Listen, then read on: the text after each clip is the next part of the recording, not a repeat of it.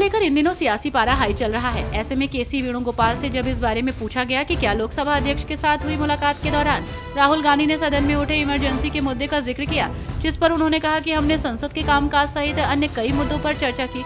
इस दौरान ये भी मुद्दा उठा। उन्होंने कहा कि लोकसभा अध्यक्ष से इंडी गठबंधन के कई नेताओं ने मुलाकात की।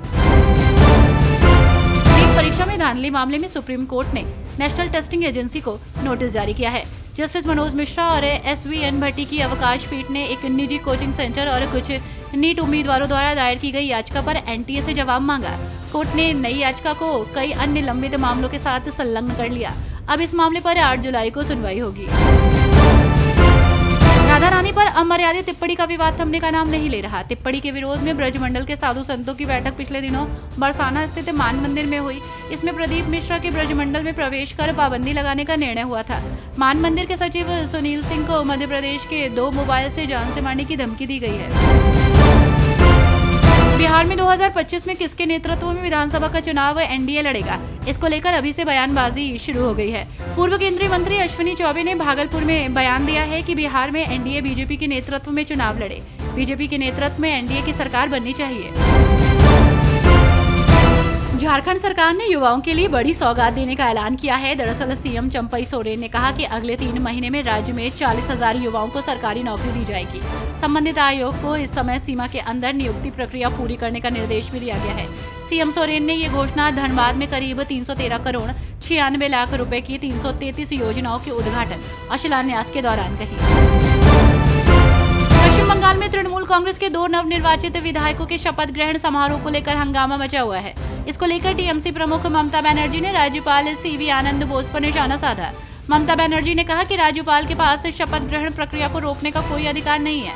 इसके साथ ही TMC प्रमुख ने कहा कि उन्हें एक महिला से कुछ शिकायतें मिली हैं। महिला ने दावा किया है कि कुछ घटनाएं सामने आने के बाद उन्हें राजभवन जाने में असुरक्षित महसूस होता है।